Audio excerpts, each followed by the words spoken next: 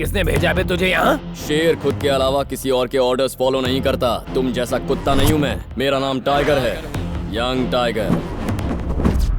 अब शराफत से कॉर्पोरेटर और उनकी फैमिली को मेरे हवाले कर दो, वरना बहुत होऊंगा। ओ अच्छा, वॉशिंग पाउडर का एडवर्टाइजमेंट है क्या? यहाँ पर आके तो हम सबको धोएगा। इसे रगड़ के धो रे। रुको, अगर तुम सबने अपना इंश्योरेंस नहीं करवा रखा है तो बेहतर है मुझसे दूर रहो। टूटे हाथ पांव का इलाज महंगा होता है। ठीक है, मैं तुम्हें एक ऑफर देता हूँ। किसी टपरी पर चाय पीते हैं, आराम से गप्पे लड़ाएंगे, बिल्कुल दोस्तों की तरह। तुम भी खुश और मैं भी खुश, फिर खुशी खुशी अपने घर जाएंगे। दूसरे ऑप्शन में तुम अपने हाथ पांव मुझसे तुड़वाओगे और फिर मेरे पैर पकड़कर मुझसे जिंदगी की भीख मांगोगे, लेकिन मैं कुछ और ही करूंगा। ऐसा कुछ बोल जो समझ में आए। मैं तुम्हें और ज्यादा मारूंगा। हम क्या खड़े खड़े तेरा मुंह देखेंगे? ए मारो रे।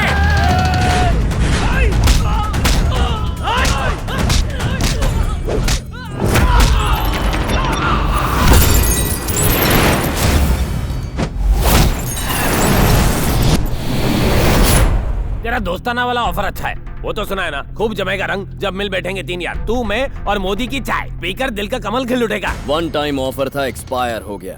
अब तू भी एक्सपायर हो जाएगा। भाई करना पड़ेगा। थर्ड अंपायर 2020 शुरू करो।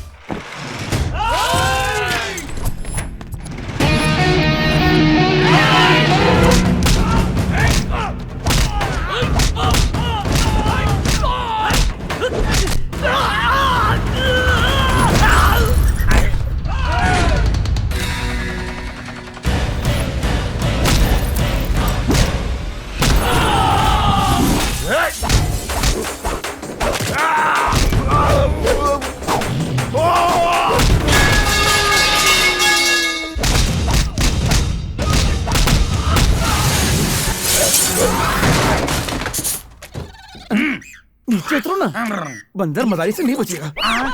ठीक है।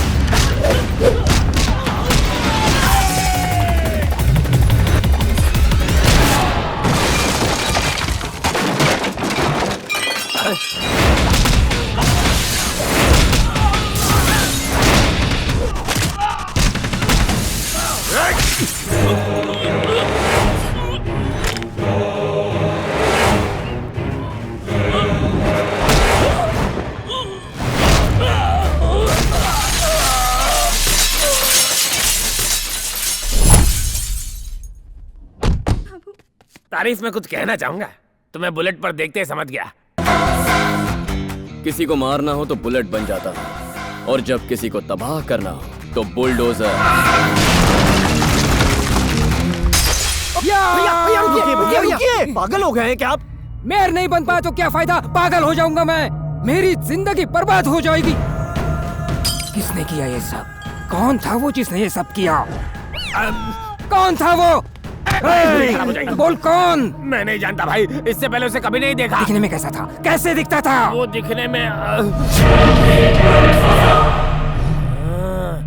शिकार करता हुआ टाइगर जैसा था। मुझे वो आदमी चाहिए, किसी भी हालत में चाहिए। लगता है ये उसे जानता है। मैं तुम्हें मुंह मांगी कीमत दूंगा, तुम जो चाहोगे दे दूंगा, सिर्फ उसका नाम बताओ। मेरा नाम ले सके इतनी हिम्मत तेरे किसी चमचे में नहीं। मैं वो हूँ जो यहाँ तेरा पॉलिटिक्स खत्म करने आया है। कौन हो तुम? नाम जानना जरूरी नहीं है, बस काम की 3 बातें याद रखना। नंबर 1, जिस मेयर की पोस्ट को पाने के लिए तू इतना तड़प रहा है वो तुझे कभी नहीं मिलेगी। नंबर 2, जिस नाम, इज्जत और शोहरत का तुझे इतना घमंड है, मैं उसकी धज्जियां उड़ा दूंगा। अरे सामने हो। तीसरी बात ये कि जब तेरी किस्मत खराब होगी तू मुझे सामने पाएगा।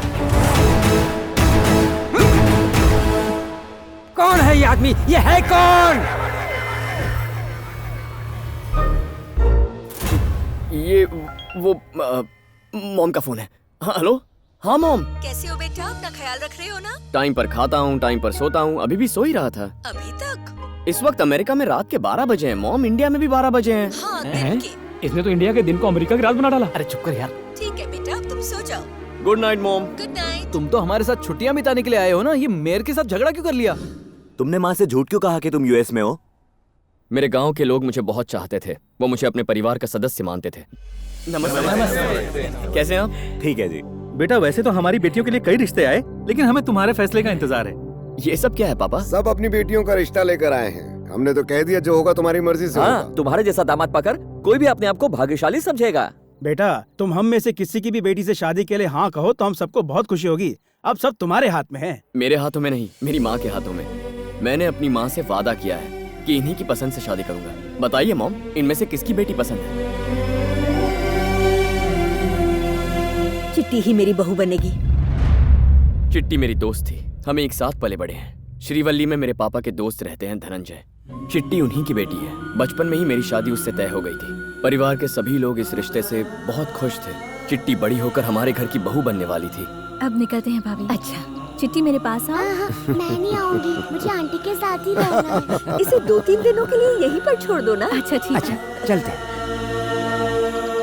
मालिक, धनंजय जी की कार का एक्सीडेंट हो गया है मालिक।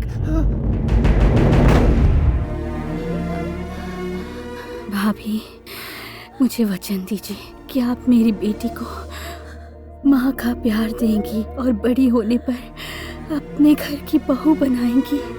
मैं तुम्हें वचन देती हूँ, चिट्टी मेरी बहू बनेगी। और उस दिन से मेरी मॉम ने चिट्टी को अपनी बेटी जैसा पाला। लेकिन एक दिन रामचंद्र जी, इन्होंने वादा किया था कि पंचायत का प्रेसिडेंट बनते ही ये जमीन के कागजात लौटा देंगे। आपके कहने पे हमने इन्हें प्रेसिडेंट बनाया था और इन्होंने हमारी जमीन फैक्ट्री बनाने के लिए किसी और को बेच दी। एक किसान की आंखें हमेशा आसमान की तरफ होती हैं और तुझ जैसे गलत इंसान की झुकी हुई होती हैं। तुम प्रेसिडेंट पद के लायक नहीं, अभी रिजाइन करो।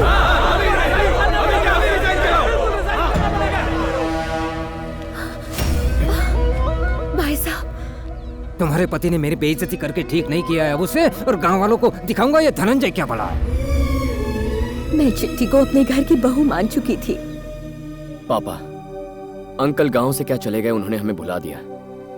चिट्टी की माँ गुजर गई और वो रिश्ता खत्म हो गया। लेकिन मॉम ने आज तक अपना दिया हुआ वादा नहीं भूला है। मॉम के लिए आप ही उनके सब कुछ हैं। आपको भी उनके जज्बात समझने चाहिए। आप लोग मुझे माफ कर दीजिए, मेरे बेटे का रिश्ता पहले से तय हो चुका है।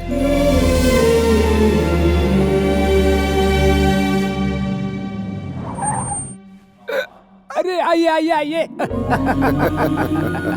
मैं कोई सपना तो नहीं देख रहा हूँ, यकीन ही नहीं हो रहा। दोस्तों, ये मेरे बचपन के दोस्त हैं, गांव में नमस्ते। सरपंच बन गए हैं। ठीक कह रहे हो ना? ये सब यहाँ के कॉर्पोरेटर्स हैं। अरे आप बैठिए ना, खड़े क्यों हैं? बैठिए बैठिए।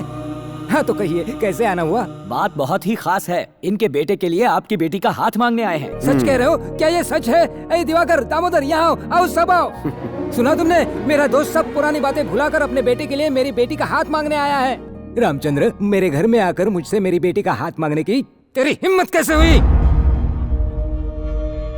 चलो उठ।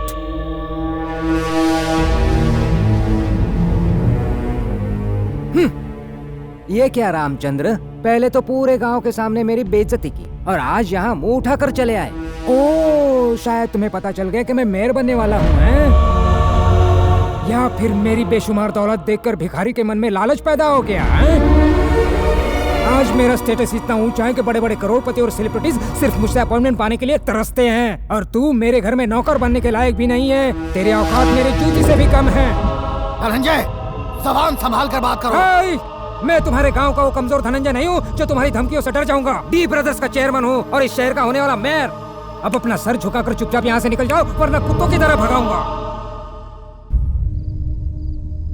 उसके अगले ही दिन उनसे झूठ कहकर कि मैं अमेरिका जा रहा हूँ, मैं सीधे यहाँ चला आया, अपनी माँ का वचन पूरा करने, मेरे पापा के साथ हुई बेइज्जती का बदला लेने और चिट्टी को घर की बहू बनाने।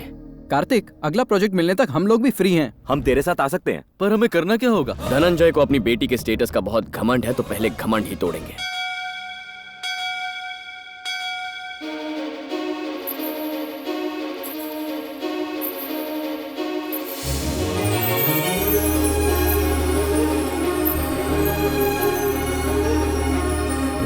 कहते हैं कि आपके कान में इच्छाएं बताने से इच्छाएं पूरी होती हैं। मेरे पास भी एक विश है। मैं जिससे प्यार करती हूँ मुझे उसके बारे में कुछ भी नहीं पता। घर वाले मेरे लिए लड़का देख रहे हैं। इससे पहले कि ये लोग मेरी शादी करवाते, मुझे मेरे प्यार से मिलवा दो। दीदी, अंकल ने आपको बुलाया है। दीर्घायुष्मान। पंडित जी, हाँ? आजकल कुछ भी सही नहीं हो रहा है। मेयर की पोस्ट भैया के हाथों में आते आते रह गई। इसमें आपकी कोई गलती नहीं। एक अशुभ ग्रह आपके भाई की कुंडली में है, जिसकी वजह से ये ग्रहण लगा हुआ है। इनका शिकार तो पक्का है। धनंजय जी, क्या आप अपनी बेटी के लिए लड़का ढूंढ रहे हैं? अमेरिकी बिजनेस में नायडू जी की बेटे के लिए बात चल रही है। एक बार लड़की की उम्र हो जाए तो उसे विदा करना ही ठीक रहता है। कहीं किसी के साथ भाग गई तो आप किसी को मुंह दिखाने लायक नहीं रहेंगे।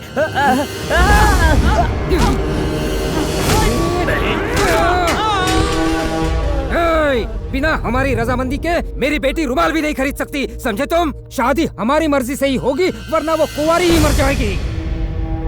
कोई लड़का अगर उससे प्यार करने की भूल करेगा तो उसकी हड्डी पसली तोड़ दूंगा, और अगर मेरी बेटी किसी से प्यार करेगी तो उसे वही के वही काट दूंगा। समझ गई ना? चिट्टी यहाँ एरोबिक्स के क्लासेस के लिए आती है। चल थोड़ी एक्सरसाइज कर लें। ठीक है कार्तिक।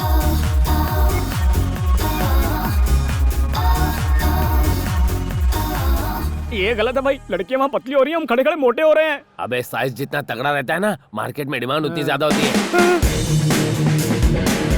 भाई टाइगर आ रहा है। धड़कता हुआ दिल और तेजी से धड़कने लगा। ये हमसे एरोबिक्स के बदले मुजरा करेगा। चलो।